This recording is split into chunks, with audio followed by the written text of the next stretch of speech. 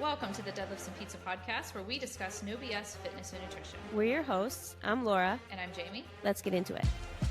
What's up? How's it going? Hey, good. How are you feeling? I'm all right. You know, I was sick last week. This is the background. My whole my son got sick last Sunday, and just like dominoes took us all out, which is unusual. We were talking to my husband, and I was like, I can't remember the last time any of us was fever sick, first of all. Like it's been years. I can't remember.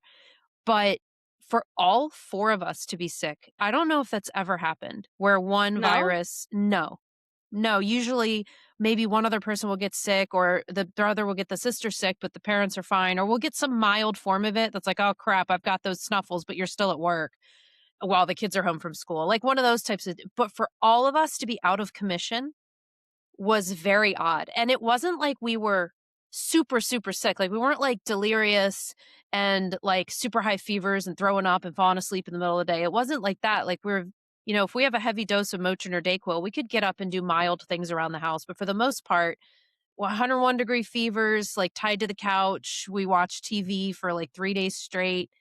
And so now we're better theoretically, but we're all lingering in some different way. And for me, it's nausea, which I didn't have the entire time I was sick. But yesterday I was so nauseous, I had to lay down in the middle of the day. I feel awful, but in a weird, different way. And now today it's like, I still have these lingering bouts of nausea, but I have this intense brain fog as well. Like I'm not functioning in my brain. And I normally feel like I don't function in my brain, but now it's like, it's weird when the way you describe like a fibromyalgia flare up is kind of how I feel. It's strange. It's horrible. Yeah, it's very, and so here's what would you do? So I'm better, right? Quote unquote, like I'm all better. And so there's this like intense desire to get back to routine, and I'm trying, and I am, but today's Taekwondo. My son I is well. Do it. No. Nah. But that's me because like I have to go somewhere. Yeah. It's different if I was like, are you going to do your workout at home? Yeah, I would just still do that. Mm-hmm. But I wouldn't go to Taekwondo. I think I'm not, because one of the lingering things is this shortness of breath. So it's just definitely COVID. Like this was definitely COVID. Like yesterday we went on our normal walk around the neighborhood with the dogs, and I was fine. But then I was telling my husband a story, and just in telling the story while walking, I was like, like that. And I was like, my gosh. So Taekwondo today is going to go straight from like not really exercising for, the past 5 or 6 days to the high intensity exercise, which again, I can tone it down. But my problem when I'm with groups of people is I just don't. And I feel like I will try to push myself beyond what I can. So I feel like you just convinced me. You probably want to just recover. Yeah. I was just like, what?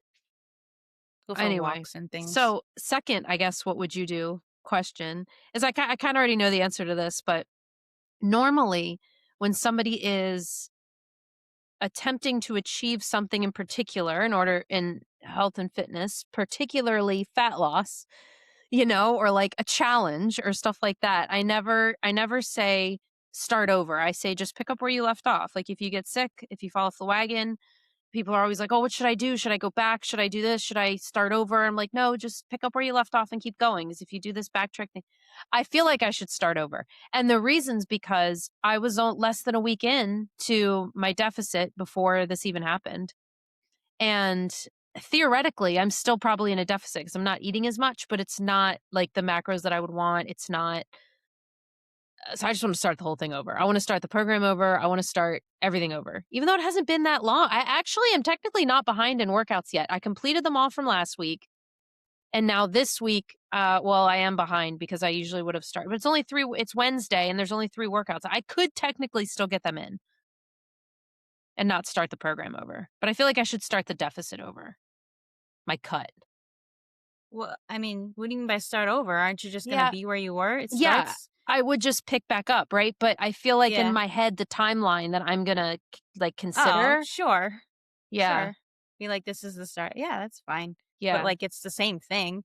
Like you're doing anything different For the workouts, it depends. I guess since you already did the first ones, you could just continue. If I was like, if I was supposed, I don't know, if I only did like a couple of them, didn't do all of them, I actually like to start over, start a program from scratch, because the way that programs are, at least the way I program, the first week is the easier week, then it gets harder and harder and harder, right? And if I'm in week 3 and I'm not ready for that, I might start it all over again. Or sometimes I just do a complete new program because I'm like, well, I don't want to do this whole thing all over again. But you can't do Yeah, that. well, this one, you know what I'll probably do now that I'm talking it out? If I get to workouts this week, which actually probably would be good, being like mostly better, instead of going to Taekwondo today, I should probably just like attempt to go through a workout. And what I'll do, can you hear my dogs barking in the background? I can. Sorry about that. I'm not even going to worry about it. And I'm just going to like try to magic audio it out. So if you don't hear any dogs and you're wondering if you're crazy, it's because I'm a really good editor at podcasts. I think I'm just going to repeat week 1 because week 1 was and I'll just use the same, see if I can use the same, which is kind of repeat week 1 and then pick up week 2, like next week when I'm feeling better, and just kind of delay that a week. I think that's what I'll do. Yeah. Yeah. It really throws you off. Like being sick. And then even when you're better, there's just this recovery period that sometimes it's just a mental recovery period. Like you're so used to being lazy and off of it that you have to get back on. But sometimes there's these physical things that definitely still follow you. And that's how I'm feeling. I'm like, no, even if my mind is like so ready, like, all right, right back in routine, my body's like, hold up, go lay down. You're pushing it. Yeah. Yeah, really sucks. That's fine. Yeah. It's fine. It'll get better. Yeah. You'll forget in like a week or 2. Yeah.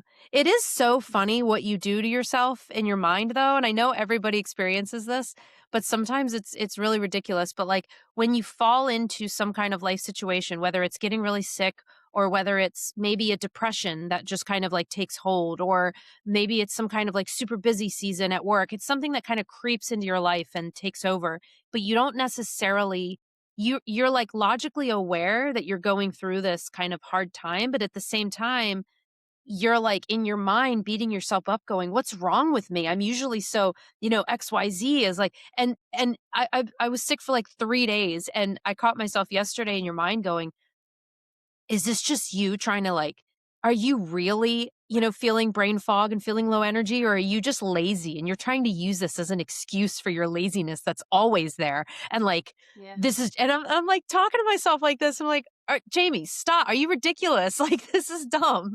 Like, I'm slipping into this mindset of like, this is just who you are and you're just making excuses.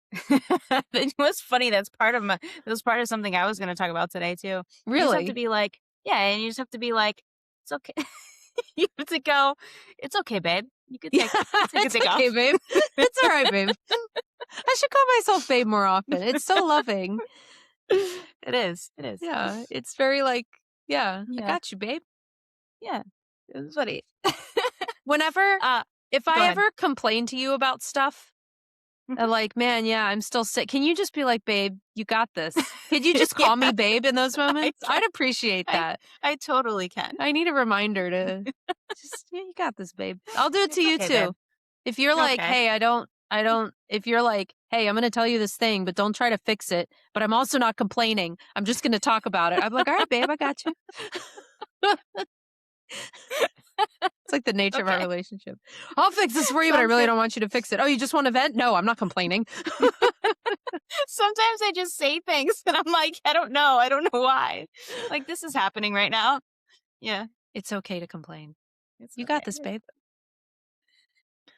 All right. Well, that's enough about me. Okay. What's up with you? Well, I have some good news. Great. I'm excited, but nobody else is going to be excited, but I'm excited. No one else is going to care. But I realized that Caleb might be athletic. Your son. Which is, yes, he might be athletic. Right. Okay. And it's very exciting because it's been one of those things like I can't tell. I can't tell if he's coordinated or not. And there's different forms of athleticism, right? There's being able to run fast, jump high, that, and then there's the coordination of, like, I have really good hand-eye coordination, so I can catch things and all of that stuff. I have a theory. Okay. I want to hear why you think he might be. I want to hear the story of what he did well that made you think he might be. Before you show me your thumbs, I have a theory that when you give don't show me yet. Put your hands down so I can't see them, because if you test it down under the table or something, I don't want to see it yet. I have a theory that if you give a thumbs up, people who so if you're listening, you can give a thumbs up and look at your thumb. Is it straight up and down, or does it kind of curve out to the side? And I have tested this. I'm telling you, I've literally not once come across a period of time that this has not been true. So I really think it's true. People with straight up and down thumbs are naturally athletic. And the more like outward your thumb is, not necessarily the more it is, but people with straight up and down thumbs are naturally athletic. I swear. Let me see your thumbs. Thumbs up. One of them, turn the other one. Let me see it more straight on. One of them is more than the other one. One side of me is more athletic than the other. For real, my husband, one of his thumbs goes like out to the side, and one of them is straight up and down with no like variation in it at all. No, mine definitely curve out. They're not up and down. All right, you're not athletic. No, I am. Anyway, I know. So, but I wanted you to look at Caleb's thumbs. Okay, I'll look at him, and that'll determine it. Let me say this: I have never met a person with straight up and down thumbs that wasn't athletic. But there are athletic people with curved thumbs. Okay. But everybody with straight up and down thumbs is like this natural athlete. I wonder why. That doesn't really make sense. You would think that if you could just be my own life more. I don't know. I think it's like some kind of structural thing. Anyway, go ahead. So something we do sometimes is I like to have him try to jump and touch doorways, right? So he's like very excited once he was able to touch our doorways. So, like the top of the doorway? Yeah, like where the door. Yeah. Just a door on the top of the doorway. Like the door jamb, I guess. He can hit it? Door. Yeah. Dang. So he can touch that now. He's also very tall. But we have like in between our living room and kitchen, it's like a beam that goes across. It's not, it's going to be, it's taller, right? And so now that he could touch that doorway, that's his new goal. So he was jumping and he was very close. He was only like an inch or so away, right? So I had him, I'm like, that looks pretty high. I want you to, so I had him put his hand up against the wall. And so I could measure from there to the doorway. And it was over 17 inches. So he's jumping like 15, 16 inches off the ground, right? And so I'm like, I feel like that's kind of high, right? So I asked Gemini, what the average for an 8-year-old boy is. And it said average is 8 to 11 inches, above average is 12 to 14 inches, and elite is 15 plus inches. OMG. And I go, Caleb. Did you tell him Caleb? This? Yeah, I was like, Caleb, you're elite. Does he know the whole story about you and your jump height and your eliteness? No, I mean, I did tell him that I could jump like 2 feet in the air. And I'm like, how does it feel that your mom can jump higher than you? I did that whole thing. No, you need to lay the groundwork exactly how it's been, and that like you're ridiculously like naturally athletic for some weird reason, and you can jump really high like Wemby. Wemby doesn't even necessarily jump that high. He's just really tall. So that was a bad comparison. But you know what I mean? Yeah. No, I mean, he knows. I told him that I told Joaquin that whole thing, and for the next 3 days, we were jumping and putting tape on the wall because he was like, "What is it? What is it?" I'm like 1 inch, like he barely left the ground. I don't know. I haven't measured in a while, but my ceiling. So just a couple of years ago, I would like touch it with my fingertips. Yeah. I can get my whole hand on my ceiling now and like push off. Dang. I know. Your ceiling is limiting you. It is. Not in here, but this is taller. But in my house, it's only 8 feet. So I can like push it. Yeah. That's so funny. And I'm really short. So 8 feet to me is Well, maybe he should be playing maybe you need to get him in basketball. He's very uncoordinated, but I think it's just because he doesn't practice. Like, he's not something he's like, I was even thinking about it for myself. I'm like, okay, I'm naturally athletic, right? But I also loved sports. So I was playing all day long, every day, doing something. And because of that, I think I, made all of the pathways I need to become, athletic and coordinated and all of that. Yeah. Exactly. Yeah. Well, congratulations on Thank your you. son's Thank you. elite jump height. I look Thank you. forward to hearing the progression of his ability to hit Yeah. the beam in your house. That's really cool. He has baseball practice on Friday. His first practice. Well, his first practice was supposed to be yesterday, but it was so cold and snowing, and I'm sick of it. It's April. Stop it. Oh. And anyway, it wasn't nice out. So the coach was like, "We're gonna have practice Friday anyway. So how would you guys feel if we just canceled today?" And everyone's like, "Yeah, that sounds great." No one wants to Yeah. be out there in 28-degree weather, No. and it was windy and cold. Yeah. Anyway, so I his told first you I was practice is talking to my Friday. friend in Alaska, and she's just now getting to the point where she can see the sun again because in the winter it's only out for 2 hours in the day. That's crazy. And it barely That's crests the crazy. horizon for those 2 hours. No. I was like, I feel like that's depression status. Oh yeah, definitely, 100%. I was like, you didn't mention in the 8-minute Marco Polo that you sent me anything about depression, but I feel like that's probably been. Can you tell me more? Are you experiencing depression? Do you need help? Right? That sounds rough. All right, I have another topic. Cool, hit me. Okay, so I feel it's about a little bit about my cut, I guess. I feel very, very, and this is going along with what you were saying earlier, very, very run down. Oh It's yeah, one you of were those, feeling like, great last week. was I? Yeah. Like the first week was like, oh, this is hard, this is miserable. And Oh, then the second week was like, all no. right, I'm feeling better. I feel better in that I can stay in my cut easier and I don't feel that intense hunger and those horrible negative side effects that you feel at the beginning of a cut. But Got I it. feel run down. Like I feel Yeah. more that way now than I did in the beginning. So I feel like it's just, I feel beat, right? And this is one of those, like, do as I say, not as I do things, because I would never tell somebody to do this, but this is like what I do because I have that voice in my head that's like, don't be lazy. you can do that. Like, don't be, are you just, the same exact thing. Are you just being lazy You right would now? never tell somebody to do what? My schedule. Okay. Oh, So I am working out and doing upper lower right now. So I'm strength training 4 days a week. But on the Morpheus, it has, remember I talked about the goals the minutes you're supposed to spend in each zone, right? So there's the blue zone, and these zones change based on my recovery for the day. So like today when I was working out, 140 something put me into the green, whereas other days 140 would still be in the blue.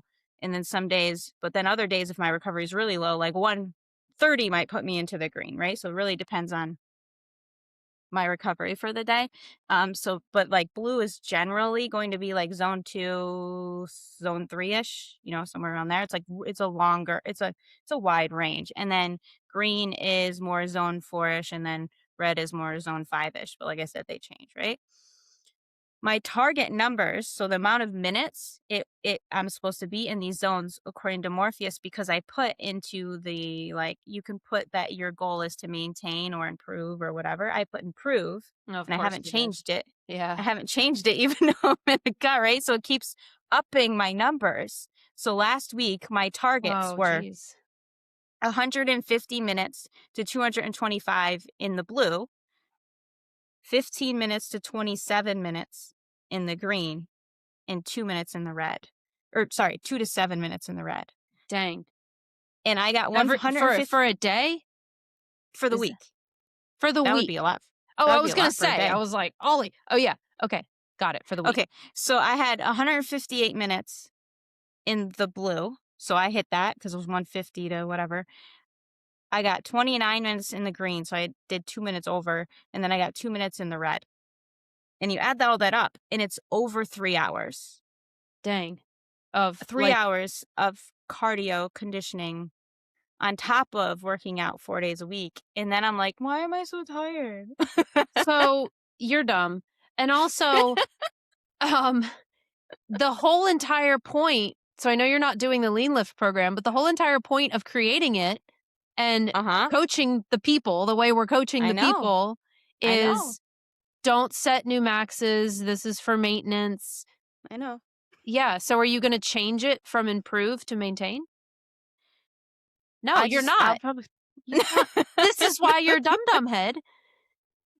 Like, I can understand leaving it there by accident. I don't know how. I don't know for how. Real? Promise? Promise you don't know how? No, like I know how to change it. I don't know how to change Talk me. to you like my kids. We always go promise. I don't know how to change me. I don't know how to change me to be like, babe, take a break. This is where if I lived next door to you, I would just walk over after we're done recording and I'd be like, hand me your phone. And I would change it. I might leave it where it is, but just not try to hit the numbers. So like last week. But then you feel like a failure. No, it's fine. Maybe. No. No, yeah. Babe. Babe. Come on. I just felt, and yesterday the tiredness I felt was insane. Like I was I can't even explain it. It felt like I had intense fibromyalgia that day. I was just like, you need to set it to maintain and then have an end date of when, the cut is and look forward to, because right now having it be improve, you're not going to be able to improve as much as you could improve if you did it with a lot of calories. So you're going to end up like, yes, you're not going to improve that much. You're looking like the Morpheus app is going to think like, what is wrong with this like subpar human we have using it? It's not thinking that. No, it is. The maker of the thing is probably looking at it and going, who's this person? She's not improving. I am improving. But you're going to stop improving. You're going to improve less. You're not going to improve as much as you would improve. I'm still better than most people. What if you, of course, I was trying to, but that didn't work. What if you set it at maintenance and then attempted to just kind of blow those numbers out of the water? Like, oh, I'm at the top end, or I and then you feel kind of like a badass but then on days that you don't feel that way, you can stay within the range. I wonder what my maintenance numbers would be. I wonder how much it would lower it. I'll try. You need to do that. I'll try. Yeah. But today I do want to, even though I already worked out, I do want to pull the kids. It's finally not raining. It's been raining for weeks. And it doesn't look too muddy out there, which normally that's the problem when it rains, is that at this time of year is that it takes forever to dry up. Oh, yeah. Yeah. But it doesn't look too bad out there, and it's sunny right now. I might pull the kids around on the wagon and try to see what I can get my heart rate up to and see what my max heart rate is, because I do want to do that so I have that in here correctly. Yeah. And with that, I can just keep going around in circles if I need to, like a big circle, so I won't there's no limit to, I have to get to the end and turn around kind of thing. Right, exactly. Yeah. I'm looking at my dogs outside, and it's so funny because there's just a squirrel that's taunting them in the tree, and it is driving them absolutely nuts. And it will come down close enough, and it will kind of look at them and yell at them. And then as soon as they jump, like put their paws up on the tree, it runs back up. So it's like it's purposefully taunting them, and it's so funny. Do you need to bring them inside? Are they distracting you? I don't think so. The barking is like distracting, but at the same time, I feel like the magic audio will pull it out. Okay. It does a really good job of doing that. Yeah. And that sound of your AC right now, your heater, it'll pull that out too. Okay, good. I need the heater, so yeah. Unless you want me to freeze. Yeah. I was going to say something else, but I don't remember. But that's enough of that. I can comment on the whole heart rate monitor thing. So the whole backstory was that you have the Morpheus, and I finally bought one, and I spent so long making a decision, and I don't know if I want to buy the Morpheus. I think I'm just going to get the Polar 10, which is like the more popular one on Amazon, blah, blah, blah. So I got the thing, and I think I regret it. Aw. I know. And I think I'm still going to try to return it. Even though I Okay. got rid of the original packaging, the device itself is fine. I might have the original packaging, but the device itself is fine. And so I might just return it. And then the reason being, like, it's just not what I was looking for. There's nothing wrong with it. It's just not what I was looking for. And I think the reason that I regret it is because I found myself. So there's a couple different it's the Polar app connects right to it, and you can do a fitness test on the Polar app. But in terms of actually monitoring HRV and doing those morning tests like the Morpheus does, there's other apps that connect to it that do a better job. And I even paid like $5 for one of them because it does a little bit more. Kind of what Morpheus does is it'll tell you a true like score for the day. Like it's more than just readiness. It's more like it gives you like advice on how to train that day. But I'm still I found myself asking myself or not being motivated. So for the first like couple weeks I had it, I was very motivated to put it on every morning. But I was starting to find, and not only was I motivated to put on every morning and test and do that little morning test, but I was also very motivated to put it on every time I worked out and go into the Polar app and click like start workout and like track my workout. But after a few weeks, I started to go, what's really different about this information than even my Fitbit gives me? Because my Fitbit the heart rate is actually similar. I thought it was going to be really different, but it turns out it's not. The Fitbit's actually doing a good job of tracking my heart rate. And the Fitbit also tracks exercise. You can go in and log that you're doing a workout. But my question has always been with that, why would you go in and log a work? What's the point of like going in and saying I did a workout? Like, what is that? What's the purpose of that data? I know when I worked out, I don't need to go in and see my history of when I worked out. So I just don't understand what the purpose of that is. I don't do that on the Fitbit. Yeah, and the same with the Polar. I was like going through and I was tracking and it doesn't I guess the only thing is when I'm done my workout and I click stop workout, I get this nice neat little screen that shows me the exact time frame of the workout and where my heart rate went during it. But I think I could technically just go back in the history of that time frame and see it. Yeah. So anyway, I don't really understand the point. But then I also the readiness scores and the recovery scores and these little things I'm getting, I'm still like not sure how to use that data. Like I'm finding myself like really seeing the value of what you're saying. Like, oh yeah, it's giving me these. And like, yes, I could probably really figure out how to interpret the data because really that's all Morpheus is doing. It's interpreting the data using AI probably and giving you this spitting out this output. So sure, I could go in and I could interpret exactly how they're determining the readiness because it gives you all the parasympathetic nervous system and all that stuff. It tells you exactly why it gives you this readiness score. So I could look at exactly what those mean and make my own determination. Like, oh, okay, I should probably work out less today or like not be as hard on myself. But without a very clear guidance, like, hey, 5 minutes in this zone today or whatever, it's like, it's kind of fluffy and it's all kind of in the air and you're kind of having to distinguish or determine. And I really like what you're saying about that. And now I'm seeing like, oh, okay, like that's really beneficial. I love the goals, although right now it's not helping me, but generally I do like the goals because I think it makes me want to go do it more. Yeah. Because I'm like, oh, I get to get more time in this zone and do, I'm hitting these now. It's very motivating to me. Yeah. It's the same concept of you know what? I just made this connection. Let's see if once I speak it, I still agree with it. It's the same concept of like, tracking your weights in the gym versus not. Like I can go in and I can lift heavy and feel the burn and know that like, oh, okay, I'm, in order to progressive overload, I should probably add a little weight next week. But like, then I go in next week. And if I don't really have those numbers to really look at, I might end up kind of doing this. It's kind of fluffy. It's not real clear. Yeah. And I'm the one, even though, yes, I could determine it myself, when it's all kind of up to you and it's all this fuzzy gray zone versus when you're just like entering those numbers in an app and it's telling you, hey, this is what you did last week. This is what you're capable of doing next week because of the reps you hit, etc. It's like exciting. You look at your thing and you're like, oh, look at that. I'm supposed to do like 170-pound back squats a day for 2 reps. Okay, let's try. This external thing is telling you what you're capable of versus you trying to make that guess. That's exactly what it is. The other thing is like, okay, so today my workout, I didn't have anything planned. And sometimes I do this for cardio where I just go in, I'm like, I'm just going to do a bunch of exercises.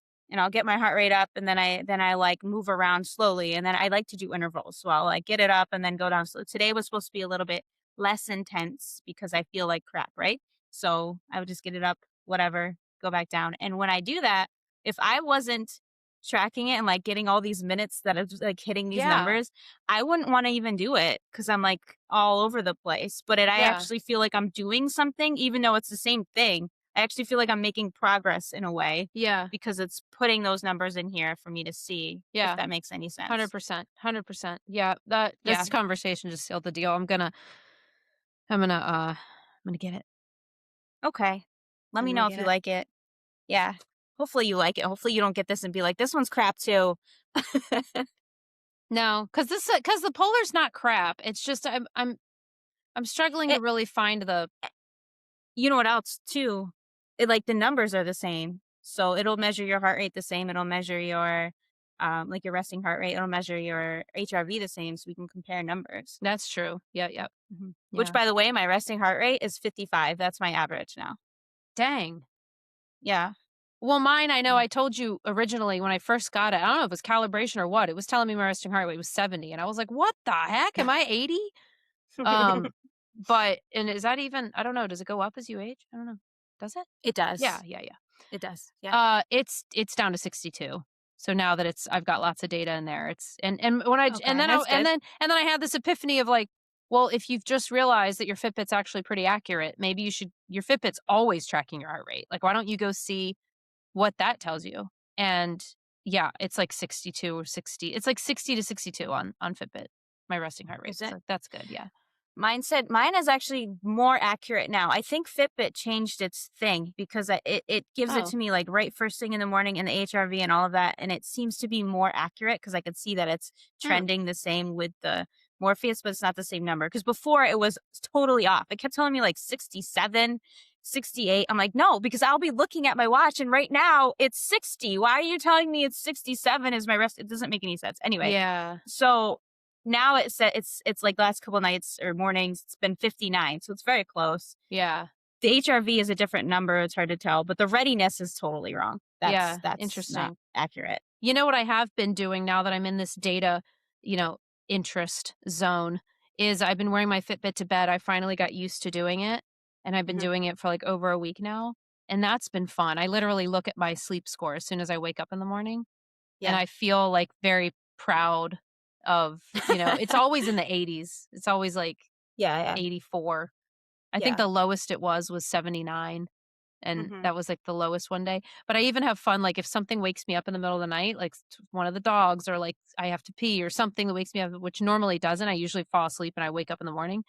But if something wakes me up, I look forward to seeing on my Fitbit how long it took me to fall back asleep. So I wake up in the morning and I'll go look and I'll look at which stage of sleep I went into. I don't know. I find it fun. Like, oh, look, I went right back into deep sleep. Like, that's pretty cool. Yeah. Yeah, I think it's pretty, I don't know if the stages are perfectly accurate, but when it comes to being awake and being asleep, it's super accurate. It's crazy how it knows when I fell asleep, when I woke up. It's very accurate with that. Yeah. That actually brings me to my next topic, my last topic. Oh. Which is I've been sleeping better, even though I'm in a cut, right? So normally when I am in a calorie deficit, my sleep, that's the thing that makes me have to come out of the deficit, right? Because I just sleep like total crap when I'm in a cut, right? And it's horrible. But not this time. I wonder why. And the only thing I can think of, because it started happening, because at the beginning, even in the beginning, I wasn't sleeping well until I started taking 2 new supplements. And I honestly think that those are the difference, because not only am I sleeping decent, but I'm sleeping better. So normally on the Fitbit, my scores are like in the 80s, right? There have been days where it was 95. Dang. And this is me in a cut. And my deep sleep is more.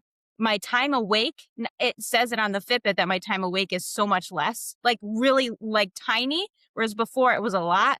And I could feel it too. I know I'm not waking up as often. And when I wake up, my alarm is waking me up sometimes. A lot of times I wake up at like 5 o'clock automatically and then I just can't fall back asleep, or 4:30, or, I'll wake up early, way before my alarm. My alarm sets for 5:25, so if I wake up at 5, it's not that much earlier, but I can't just fall back asleep. Now I can get myself to go back to sleep until my alarm goes off, Interesting. and my deep sleep's more. Yeah, and not only that, my dreams are better. So I don't know about you, but my dreams are always a struggle, right? Like, I'm always struggling in my dreams. Someone's Oh. chasing me. I lost something and I can't find it. I am late to class, late to Like some stressful appointment. dreams, stress-induced. Something stressful is happening, right? Which I guess is normal. It's like your brain's way of like processing things and whatever. But the other day, I woke up and I had a dream that I was a professional tennis player. Okay. And I was like, well, that's new. And it was a happy dream. I was like really good at tennis, which in real life, I'm not good at tennis. But in my dream, I was like, I remember I sucked at this. Now I'm amazing. Right. And whatever. And it was like, and I never have happy dreams like that where it's like something good is happening. And I'm like, this is different. Anyway, so I want to talk about those supplements a little bit. And I wanted to research them a little bit more and do a bigger deep dive, but I didn't. I have a little bit, but then I forget the information. So this is going to be more of a overview. I definitely want to know what supplements they are. I'm also randomly curious because you do track sleep on the Fitbit the same way. And this is new for me. Something I've been looking at and I find interesting is I usually track how many hours of sleep I got by like what time I put my book away and closed my eyes and then what time I wake up in the morning. It's like, okay, it was 8 hours. But the Fitbit takes all of those little awake time away. Mhm. So what is your average hours of sleep based on like the Fitbit? that you 7 get? and a half. 7.5. So, Yeah. but you budget 8 hours about to sleep. No. Oh. Well, now I do because I sleep better, but I used to have to budget more. So I will go to sleep at like I'll get into bed at like 8, but then I don't Oh, I'll dang. read and stuff. Yeah, I have to, otherwise I don't sleep, right? And then around 8:30 is when I'll start trying to fall asleep, and then I'll usually fall asleep around 9ish maybe. And then so say 9 to 5:25, so a little over 8 hours. All right. What time do your kids go to bed? Wayne puts them to bed for me, so 8:30, 9. Oh, okay. Yeah. Yeah, our kids sometimes aren't even in bed. I mean, usually it's been like 9 o'clock, like when they Yeah. go to bed, but a lot of times they're not falling asleep till 9:30, 10. Yeah. Uh, If it was me like putting them to bed, if like Wayne isn't there, then I will put them to bed early. I'm like, no, you're going to sleep now yeah. because I'm going to sleep. Yeah. But since he stays up later, he just does it. Yeah. Yeah. That's good. So what are Yeah. the supplements? Okay, so the first one is called Urolithin A, and I actually bought this like over 6 months ago, and I haven't been like taking it. But just disclaimer, it's very expensive, and if you're going to buy it, make sure you get a good one, because there's a lot of like knockoffs that probably aren't, like we've talked about before. How many supplements actually have what they say they have in there, whatever. So the brand that everyone like promotes is called I think the brand is called Lifeline, but the actual product is called MitoPure. Mm-hmm. But it's extremely expensive. I found another one that's third-party tested and seems to be legit. I think it is. I'm sleeping well, right? Where did you even hear about it that caused you to even spend the money? Because sometimes you might hear about something and then look at the price and be like, like what? I've heard a lot of different people talk about it that are in like the fitness space, and it seems to be very well researched. Like, I don't buy things unless they're really well researched, and it's really hard to get from food, or because I'd rather people get things from food than supplements. And also, that's another thing too. We don't talk about supplements a lot. Like, I don't promote supplements a lot, but it's one of those things that once you have all your bases covered, like once you're already lifting and doing all, eating healthy and doing conditioning, all of those things, and you're doing all the other things, then you can look into supplements. Because otherwise those other things are going to give you way more bang for your buck, right? Like we talked about on a couple podcasts ago. Yeah. But all my bases are pretty covered, so Yeah. I like to look into stuff. Well, I But was yeah, just looking that one up as well. Very interesting. yeah, I mean, there's a lot of research around it. The first person I heard talk about it was Dr. Man, my brain isn't working. I forgot her name. It doesn't matter. Somebody. I heard Dr. Gabrielle Lyon, that's what it was. Oh, yeah, I heard yeah. her talking about it. And basically what it is you have, we talk about prebiotics, right? So prebiotics, people think of fiber, but prebiotics also come from phytonutrients. So when you eat plants, there's different nutrients in those plants that can feed your probiotics, right? So you eat prebiotics, which I think are the most important. Sometimes people focus on the probiotics, but the prebiotics to me are more important because they're going to feed the bacteria that are already in your gut, right? Mm-hmm. And those can multiply without you having to just take the probiotics, right? Mm-hmm. So then the probiotics are the bacteria in your gut. And then there's something called postbiotics, which are basically like, okay, the probiotics ingest the prebiotics, or I don't know if they ingest it, whatever they do to it, right? They get the prebiotics and then they basically poop out the postbiotics. That's the best, simplest way. The best way to think explain about it, right? And so Urolithin A is a postbiotic, and it's something that, like, so if you eat the main one, I think, is pomegranates. I think that has the most in it. I don't know. There must be like a phytonutrient in there that feeds the probiotics, right? So it's in pomegranates, but it's also in walnuts and blueberries, maybe in smaller amounts. But the thing is that I don't remember what the percentage is, but it's a small percentage of people actually have the right the microbiome to be able to make urolithin A from that. So not everybody. So even if you're eating pomegranates, even if you're eating all these things, you're not going to be able to make, the So this the is where I Urolithin wonder, A. like, well, then evolutionarily, like, how did we function? Did we just not? Like, what? So many things. It's not a necessity. It's helpful though. Yeah. Like, it's not like you're gonna die if you don't have it. Right. But it can be very helpful. It's So anyway, what interesting. it is it's like it does something. See, this is why I need to do more research, right? Because I'm not exactly sure.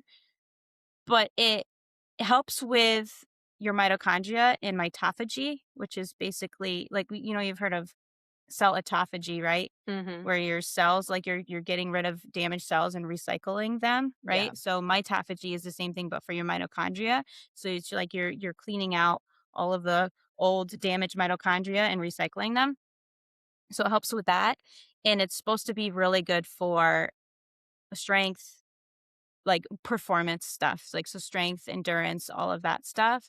But also when you think of your mitochondria and all of the things that they do, like, it helps with almost everything. If you look it up, like, can this help with this? Yes. And like sleep is one of the things, right? Yeah. So yeah, if let me know in the comments, because I don't know, but I want to research this more for myself. But if you want to hear more about these two, I can like talk about it more on the podcast, because I'm not going to go super deep into them here today because I don't remember everything. You know what I wonder, what this kind of conversation makes me think about, because I kind of just said it, like, evolutionarily, like, when you're in this space and you're, following health people and, all this stuff, and what was it called? Urolithic Urolithin A. I think I'm Urolithin. saying it correctly. Yeah. I'm thinking about also, like, listening to Mind Pump, and they talk about the chili pad and just all of the things you can do to, like, optimize and improve. And you think about the type of mattress you sleep on, and then, like, the quality of that mattress, and then, like, if it's cold or hot, or these sleep numbers, and, like, Yeah. and then watching your sleep score, or taking the supplement and getting more deep sleep, and even just like electrolytes, and all the things that we do to try to optimize. And I just think about, like, early people. And I think about, like, were we, like, what's happened? What's going on? It's just are we just so optimized? Or Well, were we just, like, I don't understand it. I think in our world we need more because we do so many counteractive things. That's You true. know? But we were like, when you think about sleep in general, like we weren't sleeping on mattresses. You're sleeping on the No. ground. You're sleeping with lots of people. You're not sleeping in a temperature controlled environment. Gosh, we have like AC. We talk about this exact thing our AC needs to be at. There's none of No, but that. like if you are not okay, so the reason why this one and the other supplement I'm going to talk about, I think the reason why they help with sleep so much is because the other supplement helps with cell autophagy, right? So if you're getting rid of all of those old, so the way I like to think of it is like, um, because your body, it can become more efficient, right? So if you are driving somewhere on a road and you're trying to get to your destination and it's a clear path, you're going to be able to get there really quickly and easily, right? But let's say there's garbage on the road. Let's say there's a lot of traffic. Let's say there's speed bumps and you have to go and swerve around all these things to get there. It's going to take you a lot longer and you're like less efficient, right? So that's what I think about with all these old non-working cells that you need to get rid of so that Yeah. everything becomes more efficient. But also it helps lower inflammation when you get rid of them. So you're less stressed. So I think the reason it's helping me sleep is because I don't have those spikes in cortisol that I normally have at night because I'm not as stressed when it gets rid of all of those old dead cells. So things like that, like it might be we need to optimize more because we are so overstressed in these areas that we wouldn't normally be stressed in before. Because before we had more of like acute stress of like, oh my God, that Thing is going to kill me. lion is chasing me. I don't know. Right? Whereas now it's like constant chronic stress and the things that we do to our body, the things we eat, all of the chemicals, all of the pollution, everything is just like low level stress that we have to do more, I believe, to I think about this combat too when we that. talk about like making dog food. Yeah. Because so I thought about this when I was figuring out what kind of dog food like toppers to make and stuff. But then again yesterday, because my kids wanted to make the dogs a birthday cake for their birthday, right? So I'm looking up dog safe cake recipes and wondering what makes a cake dog safe versus not. And it's really just the elimination of sugar. And a lot of them are like whole wheat flour, pumpkin, peanut butter, egg. Like it just kind of holds it all together. But even the flour, people are like, I use whole wheat flour. You could use white flour, but like whole wheat's better. But it's all like, oh, but be careful. You're really not supposed to give dogs sugar. But if you want to make it a little sweeter, you can add honey. And when I look up the reasons not to give dogs sugar, it's just all the reasons that animals, including us, shouldn't eat sugar. It's not something special about dogs in the way. It's just that sugar. And so you just think about like, we're so careful. Like, oh my gosh, make sure you don't give the dogs anything with like sugar in it. Don't put sugar in it. But it's like we do that to ourselves all the time. Yeah. And it's just so you don't hear this like, oh, be careful. Just don't bake your kid's cake with anything with sugar in it. It's like we'll give our toddlers like the most, sugar filled cake. And you even for your dog, you're like, oh no, there's too much honey. It's just interesting. Well, yeah, that's what, when you were saying that, I was thinking, yeah, but it's not something you're feeding him all the time. It's one day thing. But It even should be so, fine. it's like, oh yeah, a dog safe cake is one that doesn't have sugar. But if you look up a dog cake recipe, you find it without sugar. But if you look up a child's, funfetti cake recipe, the main ingredient is sugar. But like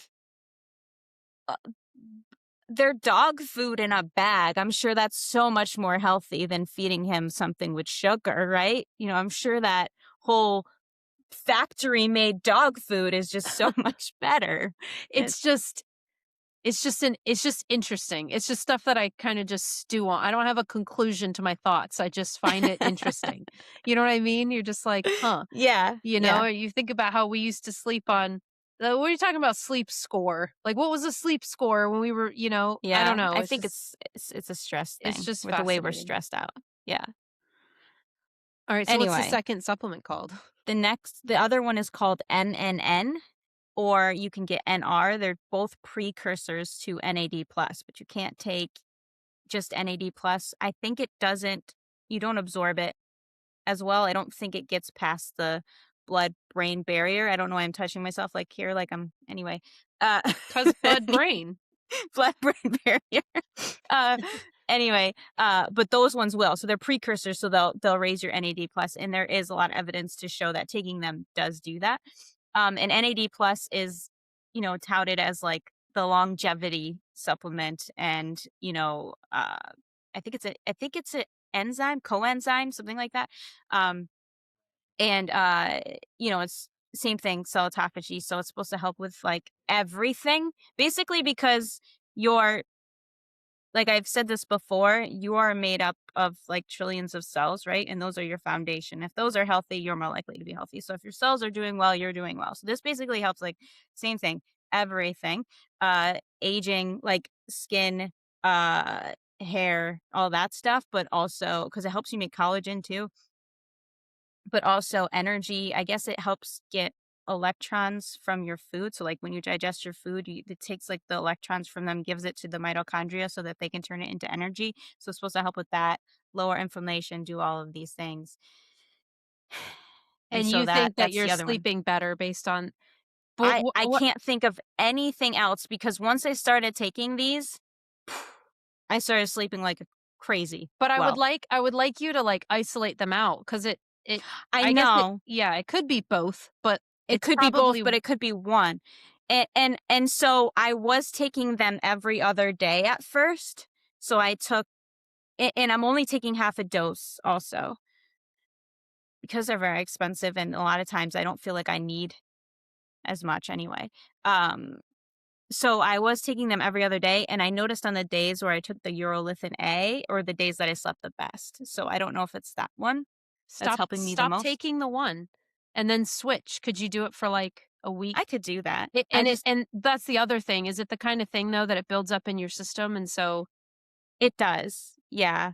I would assume that I could take it, get all of like, get my levels up, and then take more of a maintenance level where I need less of it. But it will like eventually start depleting. But like I think in the one study I was looking at, I think it was something like, even like months later, their levels were still elevated and it was still working, but eventually they started to drop. yeah. Well, it's kind of like Yeah. creatine. You couldn't like be on creatine for a week and see how your lifts are, and then be off creatine for a week and see how your lifts are. Like that Yeah. wouldn't. It builds That's up. what I wonder. Yeah. Like, could you do a week on, week off kind of thing, or like how could you isolate them out? Because I would like to know which one it Which is. But one you seem is, to think it's the Urolithin A. I think so, just because of that, but it might not be. It Yeah. might, it, I don't know which one it is, but I know I should have taken them one at a time. Yeah. But Interesting. yeah. You don't have to, isolate them Yeah. out, but I just find that interesting. Yeah. The other thing I noticed was like my skin looked more uniform once I started taking them. Like on my face. Yeah. That's cool. Yeah. Interesting. Right? Yeah, definitely. It's funny that you said if you would like more of a deep dive, like let me know. But I feel like that was pretty in depth. That was in depth. Okay. What Because more? I don't know all this science. Because I like to understand how it works and all of that. And then I didn't talk about all the benefits of it and all the things it does and a little bit more. I just did like an overview. But I like when I'm always like, but why or how, or like if you look up what are the benefits of this, and then it'll give you the benefits. I'm like, yeah, but how? I won't remember that if you just tell me the benefits. I need to Yeah. know why and how Yeah. so that I understand it. That would Yeah. probably be good for like a mini podcast though. You could do Yeah, I could do like a that. mini just like talking thing about each one and have that Yeah, I just could do that. available as somebody wanted to listen to it. Yeah, so you won't be bored listening to me talk about it. Well, just because it's very specific and it's probably very long. So if you're not interested in it, it kind of like Yeah, makes the entire podcast maybe not interesting. But if you are that's interested in true. it, then you probably want to speed up to it because you're very interested in it. And so having like this nugget of something you can grab and listen to would be easier than like sifting through an entire podcast to find it. Yeah, that's a So good kind of idea. it's like beneficial for both. Yeah, I'll do Yeah. that. I'll make Yeah, a mini cool. podcast on it Awesome. if people want it. The people want it. Do it. If people want it. Do it. I want it. Is that enough? Okay. Because then I can go listen to it when I'm ready to absorb it all. It'll be there. Yeah. Yeah. I like to talk about it because then I will remember better. That's the thing too, is like, yeah, when you're learning something, like learning it, understanding it, and then teaching it is like the final thing to really cement it. Because there are times where I hear something and I go, I got it, right? And then a week later I go, huh? Yeah. It's gone. Yep. I just realized that. I didn't realize I was like this until recently, but I'll listen to a podcast and I'll absorb all the information. I'll be like, oh, that was so interesting. And then like a week later, I'll think about that podcast and I'll be like, what was that? I don't even remember. I don't remember the things that they said. I'm like, have I always been this way? I get so annoyed because I feel like I'm going to do so much with this new information and motivation and inspiration. And then you forget that you were even supposed to do anything with it. And life just goes on. You forget everything. It's not just that. It's like I literally forgot what they talked about, even though it was impactful when I was listening to it. It made me feel things and learn things. And then you didn't learn them. Learn's the wrong word. I learned it when I was listening. Yeah. But I don't remember. Yeah. Yep. Yeah. Same. I get it. Sorry, you had games. I don't know if we have time for them now. We don't, but I've got great games for next podcast. Okay. Yeah. I'm sorry. I didn't realize you were going to. Well, it wasn't just me you talked to. Yeah. No, this is great. Okay. You know, when it's natural and we got things just flowing, I think it's the best way. Yeah. It's the best way. Good. It's what a podcast, conversational podcast is supposed to be. Mm-hmm. Awesome. Well, let's end it there then. Thank you guys so much for listening. Hope this was fun and entertaining and insightful. And if it was, please like, comment, subscribe, share with a friend, and we'll see you next week. Bye.